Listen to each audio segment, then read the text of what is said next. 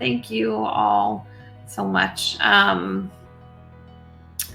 me just pull up some questions. So I'm excited today to talk about disability and rare neuroimmune disorders. So yeah, I'll just kind of give a brief overview of kind of the conversations we've had so far about disability and rare neuroimmune disorders. So last year at the RNDS, we had a panel on adapting to and embracing disability, where people described their personal experiences with their rare neuroimmune disorder and how it relates to them with disability. And so we discussed ideas about calling a disabled person inspiring, and the ways we've adapted and how our experience with medical professionals has impacted the way we relate to the identity of being disabled. And then earlier this year, we had some great conversations with Cyrena, who's going to be joining in a second, about disability and rare neuroimmune disorders. So we have some podcasts available on our website that have more information about that. So yeah, and just to introduce myself as well, I'm Gigi deFiebre. I'm the Director of Research and Programs at SRNA, and was diagnosed with transverse myelitis in 2009. Use a wheelchair to get around, and have definitely adapted to, and my experience kind of with disability has changed over time. So yeah, got Cyrena here. Hi. Hello. Yeah. Hello. Hi. So it says it prefers Chrome, but I'm using Safari, so I'm gonna break the rules here. So no problem. So we are live. I know we're waiting for one other person to join the panel, but I will let Aidan in once he's able to join. So I just kind of, Cyrena, I gave a brief introduction, kind of the conversations we've had at the symposium and then through our podcasts. So I'm going to ask each of you to just introduce yourself, share your diagnosis, and how you are connected to SRNA. So I'm going to start with Maria.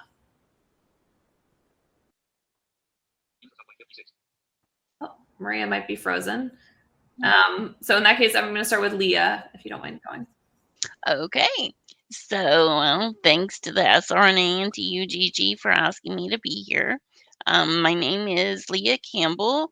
I am the Disability Accessibility Liaison with the Patient Advocacy Council at the Guthrie Jackson Charitable Foundation, kind of a rare disease and disability advocate.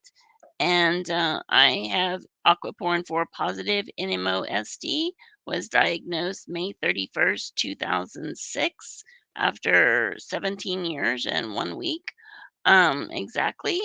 And my connection to the SRNA is as a peer connect leader and a co-group leader for Oklahoma. Wonderful. Thank you so much, Leah, for introducing yourself. Cyrena, do you mind introducing yourself next? Yeah, sure. So my name is Cyrena Gawuga. I am connected to SRNA as a peer connect leader. I spoke at last year's in-person RNDS, and I did a couple podcasts with Gigi about disability and rare neuroimmune disorders. In my daily life, I am director of research for a nonprofit foundation, and my diagnosis is transverse myelitis. I've had a couple episodes, and next year will be 10 years since my first episode. Got it. Okay. And so I know Maria, I think, will be back as well. She just dropped off. So I don't know if there's some connectivity issues, as we're all kind of used to with computers now at this point. And I see Aidan joining. So let me add Aidan really quick. Let's just give Aidan 1 second to join. All right. Hi, Aidan. Let's see. Aidan, can you hear us okay? All right. Maybe not. I will put in the chat here.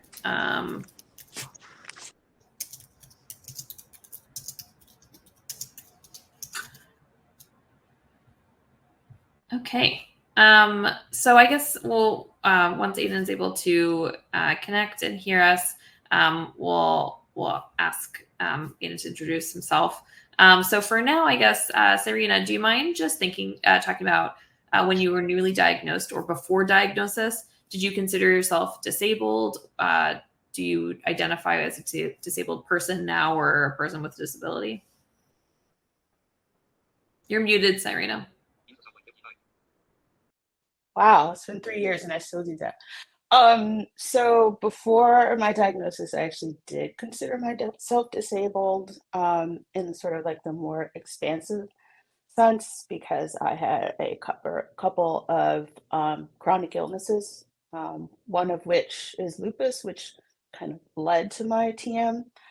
I still consider myself disabled. I do have a sort of residual mobility issue, and I use a cane to help myself around. So which is the sort of like outward manifestation of my TM related disability. I do have other um, disabilities associated with it, which again aren't as obvious, like neuropathy, but they do affect my daily life. And so, yeah, I consider those disabilities as well. Got it. And then Leah, what about you? How has your um, when you thinking about when you were kind of newly diagnosed or before diagnosis, did you consider yourself disabled, or do you today identify as a disabled person? Okay, I will say before my symptoms began in 1989, no, I did not consider myself a disabled person. I was a healthy, active child and had no other problems. Now, but time in that 17 years, yes, I did consider myself disabled because about 14 to 16 months after my symptoms began, I was totally blind. So I did consider it there. And then in 2001, I had the paralysis and TM attack.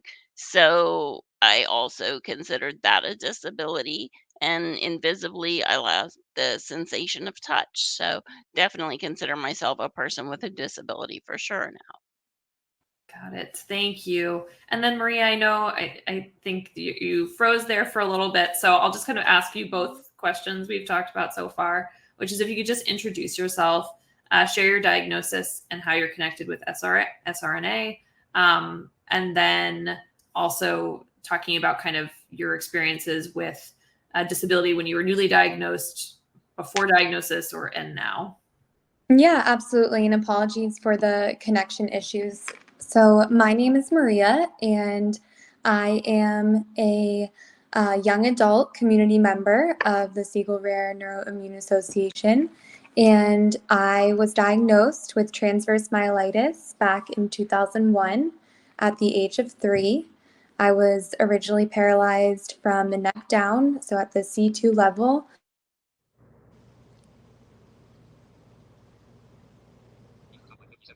Oh, looks like we may have lost Maria there for a second as well. That's okay. Aidan, are you able to hear us now? I can, yeah. Can you hear me? Yes, we can. We can. Okay. All right. I guess until Maria gets back, if you don't mind just introducing yourself, sharing your diagnosis and how you're connected to SRNA. Sure. Yeah. Yeah, so my name is Aidan Morse. I connected with SRNA. I'm the young adult volunteer peer support group leader. That's a mouthful, but basically I volunteered to get a young adult support group off the ground. I was diagnosed with transverse myelitis in 2010. I was a freshman in high school, originally paralyzed, excuse me, from the waist down. At this point, I have some mobility issues. I have foot drop on one side and some bladder, bowel, sexual dysfunction, and some sensory issues too. So did I get everything on the intro? Yep, that's perfect. And then Just thinking about when you were newly diagnosed or before your diagnosis, did you consider yourself disabled? And do you just identify as a disabled person today? It took me a long time to identify as being disabled. I did a lot of just shoving that kind of part of my identity down and trying to kind of pass as able-bodied. Because if I wear long pants, you can't see my mobility aids, so was easy for me to try to pass for a long time and just kind of not embrace that part of my identity. So before my diagnosis, no, I didn't diagnose as disabled. The last few years, I've been trying to kind of wear that on my sleeve a little bit more. Yeah. And Maria, I see you're back now. So I just wanted to, I don't know exactly where it kind of cut off on your end, but didn't know if you wanted to add anything about kind of your experience with disability over time from newly diagnosed to before diagnosis to now. Yes, definitely. And thanks everyone for your patience. Take two at this. So on my end, off at mentioning that I was paralyzed from the neck down originally. So my arms and legs were impacted. I have since regained the ability to walk, although there's still a lot of challenges associated with that. And even with my mobility aids, I do still have a very unique gait. I use a wheelchair on an as-needed basis, as well as forearm crutches. And I go way back with the SRNA. And for me personally, I do really strongly identify proudly as an individual with a disability. And I think a large part of that is because my years as an individual with a rare disease and disability very much outnumber my years as an able-bodied person, since I was diagnosed so young.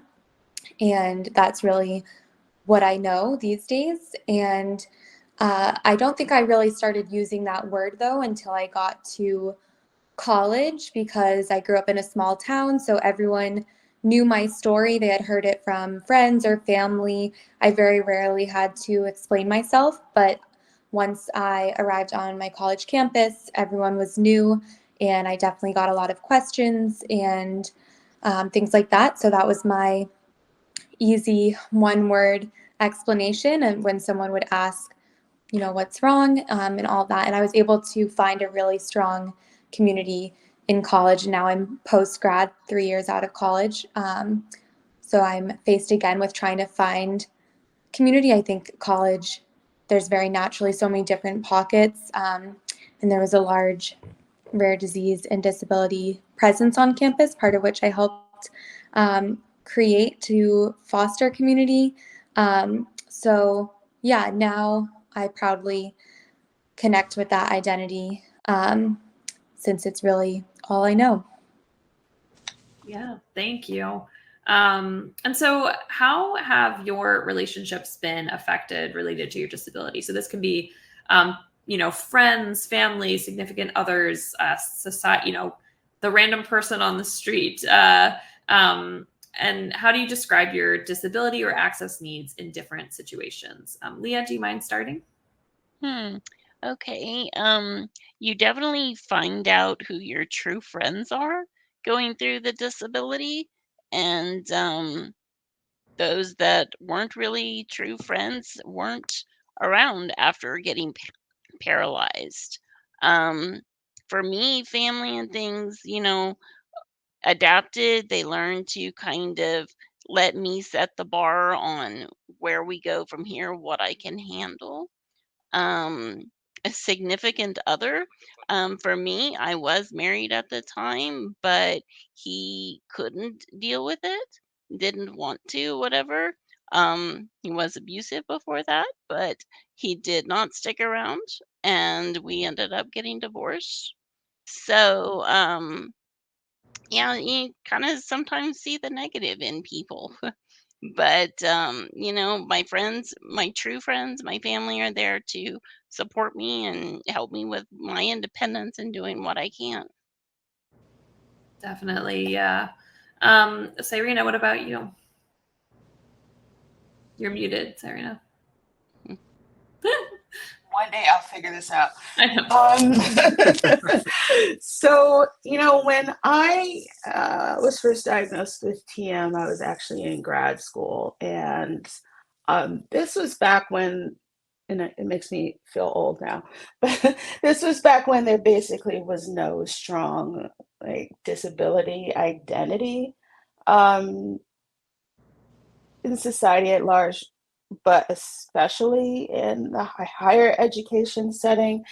And so it was challenging. Let's put it this way. Again, much like, Leah said, you find out who values you as a person when your life becomes, the challenges go beyond just, my research is really hard today to, I'm going to be in the hospital for, 4 weeks plus. In terms of my personal relationships, I've always kept a small network of very close friends, and they were all people who stepped up when I needed assistance. And I know that's not something that everyone has the opportunity to experience in their lives, but I think because I've always been someone who tries to keep my network small, and people that I really almost feel that are my family. I think my chosen family really showed up. I am married, and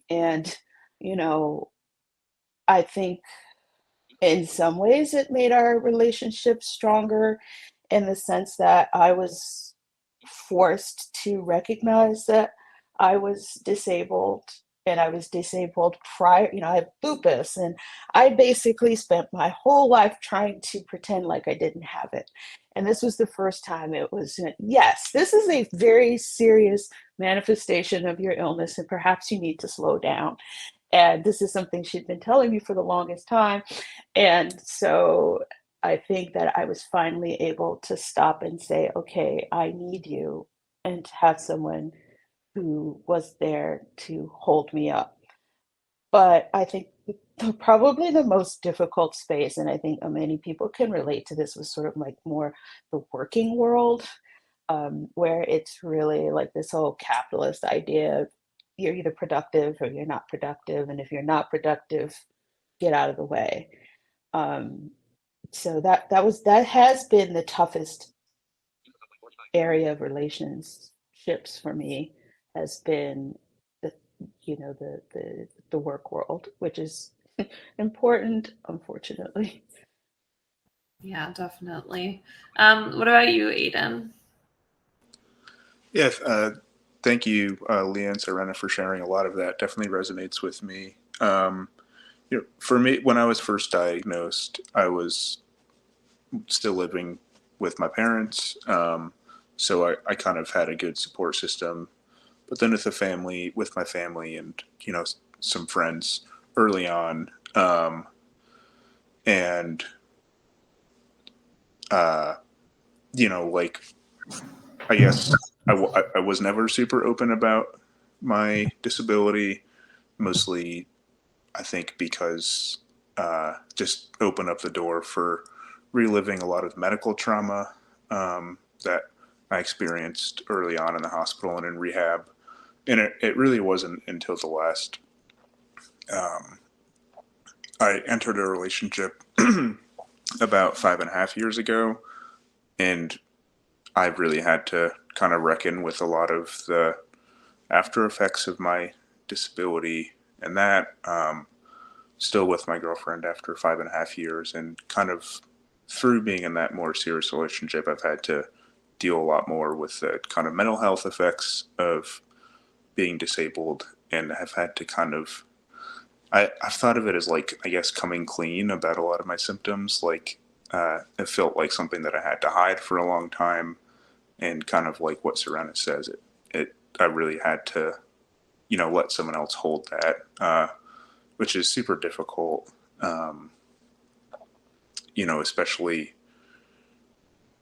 because telling people about my disability meant I had to be very vulnerable, which can be hard. especially as someone that's socialized as a man. So I think opening up more about my disability and sharing that part of my identity has been really healing for me. It's allowed me to kind of like revisit some of those early experiences and, kind of reprocess them to be less traumatic. And also, I don't think I'd show up for my friends and family and loved ones the same way if I wasn't disabled. So, I think it kind of opens up the door for a lot of relationships in that way. Yeah, thank you. And Maria, what about you?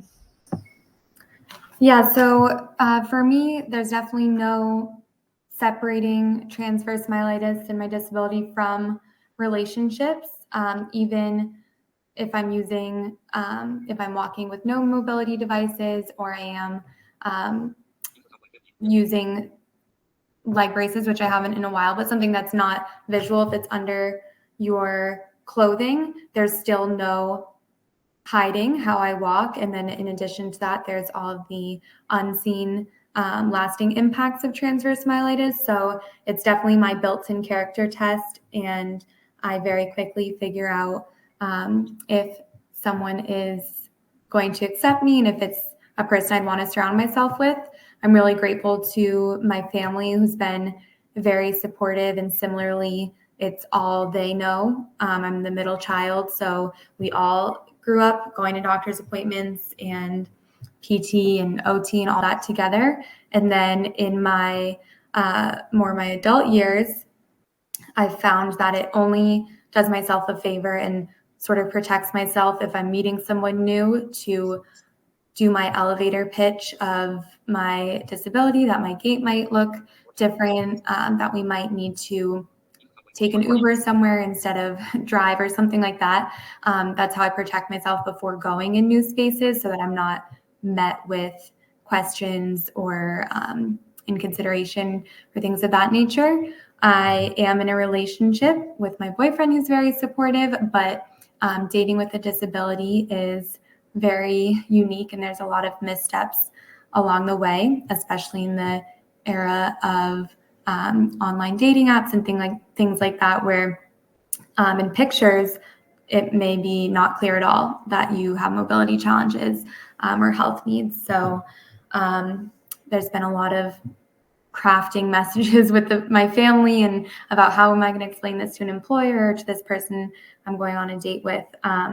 But I've learned it's in my best interest to be open about it. And yeah, sometimes it means getting closer to people sooner than you'd like. But that's how you find out who the real ones are. So yeah, thank you. Thank you all. And I feel like you've kind of all talked about adapting or ways you've adapted a little bit here and there, but I just wanted to ask, specifically kind of what are some of the ways you've adapted and what has made adapting to or living with a disability difficult? I'll start with Cyrena. Yeah, sure. I think probably the most obvious adaptation that I've made is that I walk with a cane. I don't always need it, but I have a significant foot drop because, my injury was at CAT1. And despite, on and off for a number of years, the foot drop has stuck with me. And so I do also have a somewhat unusual gait, but it's not obvious if I use a cane. And because of the foot drop, and I live in New England, so we have very uneven sidewalks. And so I will trip like every, other block. But if I have the cane, it's not so obvious. And I've found that people often don't notice the cane initially. And so that's the adaptation I've made. It's not so much like to hide my disability from people because it is a part of my being, but more to just, it increases my mobility, it makes my life easier, it keeps me from face planting. The other adaptation that I've made that was really challenging in the beginning is learning to accept gabapentin as a part of my life. I have, severe neuropathy from chest level down. And, I can't live my life without it. I'm at the maximum dose possible, unfortunately, but I can't think of how my life would be without it. And, it's not ideal and it's not something that is the best choice for everyone, but that's what I need to function. And I didn't want to do it initially because I thought I don't need another medication. But I'm glad I did because my life is definitely much easier to get through, bumping into things than it would be without it. Definitely, yeah. What about you, Aidan? For me, my adaptation changed once I got paralyzed at 2 months and 3 days after college. So before that, just being blind pretty much and dealing with fatigue. It was a screen reader. It was being able to use a keyboard, being able to use braille, labeling, and conserving energy. I might use a wheelchair if I was going to an amusement park and having to stand in lines, and that way I could do more things.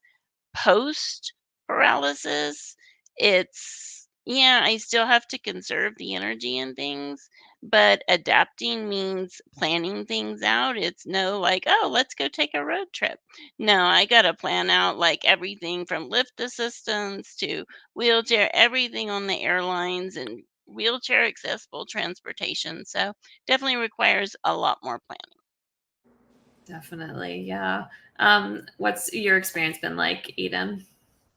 I guess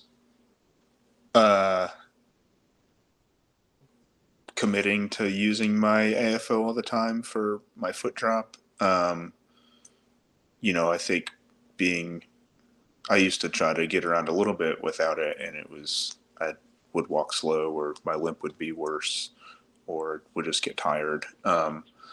So I feel like my biggest adaptation is just like admitting that I need more help and being more compassionate to myself. So that admitting I need more help includes the mobility aid, includes taking my medication when I'm supposed to, and taking the medication that I'm actually prescribed, and not kind of like, oh, do I really need this? When, yeah, pretty much everything I take, I really do need. And then also, as far as like compassion goes, just when my symptoms get worse, because they kind of ebb and flow, especially with like the bladder function, like if I'm having a bad day, just making time to go to the bathroom as often as I have to, instead of beating myself up for not being able to hold it longer than 30 or 40 minutes. So I feel like, yeah, for me, those are the big two: is admitting to myself and other people that I need help, and also when my symptoms flare up, or just in general, letting myself down more easy. Got it. Yeah. Thank you. And Maria, what has your experience been like? Yeah, so for me, I think the most helpful are some of the obvious, like a handicap parking pass, things like that. And although obvious, I went literally 17 years, I think, before I got my own pass. And it's interesting to think about what adaptations you need when you become an adult. So when you're younger and you're a kid with a disability, maybe your friends and family are dropping you off at the door, and it didn't even dawn on anyone that maybe we would need a special parking pass. And then when I became independent and was taking myself places, that was finally something that I explored. And I know there's a double-edged sword, but in claiming that identity as someone with a disability, it has opened the door to so many adaptations. So I find that in being a part of that community and using that word sometimes allows me access to ask for things like handicap parking or assistance when boarding a plane, and accommodations in the academic spaces or workplaces. And it was hard to ask for those accommodations without describing myself as someone with a disability. So there's definitely pros and cons to that. But I echo what everyone here has said, definitely conserving my energy, and whether that be parking somewhere close or driving somewhere instead of walking and really picking and choosing what I commit to make sure that I do have energy at the end of the day for those mandatory tasks. Like I need to make myself dinner, I need to shower, and sometimes if I overcommit, I don't have energy for those activities of daily living. So really trying to get creative about how to make other areas of my life more accessible, whether it be asking for help or putting some of those more official accommodations in place, so to speak.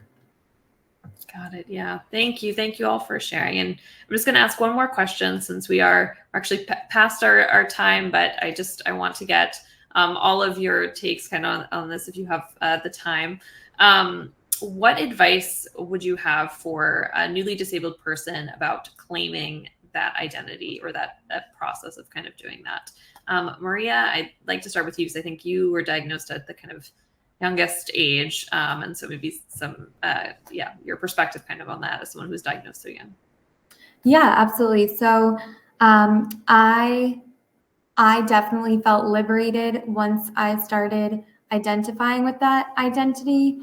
I went to public school my whole life, and there were 3 people with physical disabilities, and our school was so large, so small, sorry. So we all knew each other, and that felt so isolating. So to be in larger spaces or even a part of something like today's event has felt very empowering. And I know those words are sometimes cheesy or fall into the same category of inspiring, which has mixed feelings around it. But I have found different ways to express myself, such as writing for the SRNA blog or different things like that, to really explain also what that means to me, because everyone who identifies as having a disability, it is so different. Even if you share the same diagnosis, it could manifest itself very differently. And so even within the disability community, sometimes I find it hard to find someone that I relate with to a T, but instead of focusing on like how it's all different, I guess focusing on the similarities. And when you think about it, the outside world sees us all the same as people with disabilities. So within those shared spaces, I guess I try and focus on the similarities rather than the differences. Like for instance, at college, there was a community, but it's not like it was a community of people with TM or rare neuroimmune diseases. So still finding ways to relate, and it feels less isolating the sooner I accepted that identity. Yeah, for sure. I've experienced that too, as like, with other wheelchair users, right? Like it doesn't kind of really matter the diagnosis, but as a wheelchair user myself, there's some similarities there that, and then Leah, do you mind talking about what advice you would have for a newly disabled person about claiming that identity? Of course, having it as a child, like Maria, younger, the acceptance, I didn't have the independence stripped from me that adults do. But my advice would be just the sooner you can accept it and learn how to deal with it and adapt from it, the sooner you can get to a new normal. Great. Yeah. Thank you. And then Aidan, what about you? Yeah, I think acceptance is really, really good advice. That's something I was thinking as well. And same with finding a community, whether that's in person or virtually through this or support group. I also think for me, just finding a therapist who is more well versed in like disability, chronic illness kind of related work was really helpful. And also just opening up to other people, I think, about what your needs are. And I guess for me, that's been, helpful. And I think also just consuming more media that is written by people with disabilities or features people with disabilities. Like I feel a lot by reading some memoirs about, by authors with like neurological conditions or listening to podcasts about disabilities. I think for me, that's all good advice. Focusing on acceptance, finding community, and taking care of your mental health, I guess. Yeah, thank you. And what about you, Cyrena? I think that probably the first thing that I would say is that don't be afraid to take up space.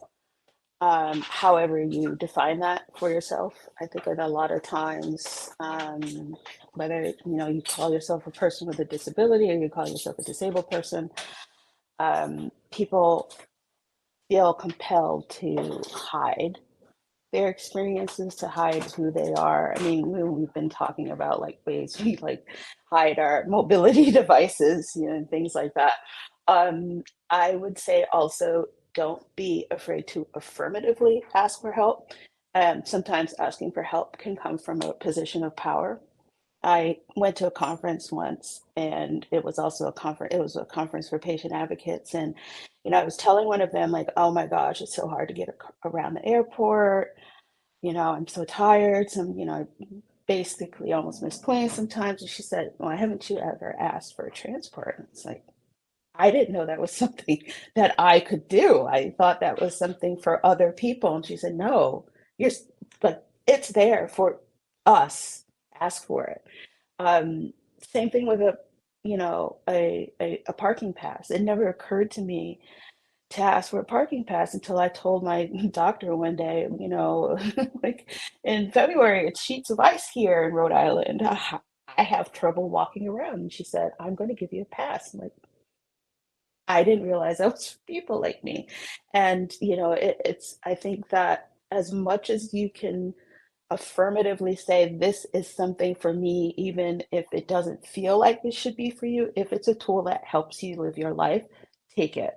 I also really agree with the idea of getting therapy to whatever extent it is accessible for you, whether you can have like an individual psychotherapist or you have to do group therapy, or even just building an informal community in which you can share your life experiences. I had a therapist before my diagnosis because I have other um, mental and physical chronic illnesses, but it was, it was of immeasurable value because I think we all do go through a significant amount of medical trauma with these diagnoses. I know I definitely did, and no one had ever told me that it could happen again.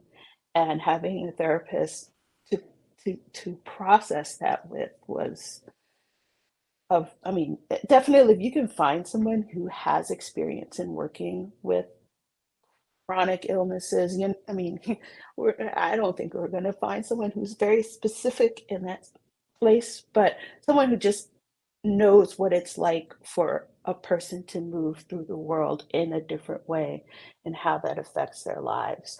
And so I know that mental health care is not, unfortunately, well distributed or easily accessible, but however you can deal with the mental health, I think that in our treatment settings, it's really um, under discussed how much mental health impacts our daily lives as disabled people, but also how um, rare neuroimmune disorders can create mental health issues that, and again, like I said, we don't talk about them enough, and they're so important to our survival and recovery with these illnesses. So yeah, I guess, being able to take up space as whether, again, this is a terminology thing, person with disabilities or disabled person, to affirmatively ask for help and to try to take care, again, like Aidan said, of your mental health to whatever degree that you can, I think is really important. I want to draw attention here to, there's a comment here from Corey Wolf. So rarecounseling.com.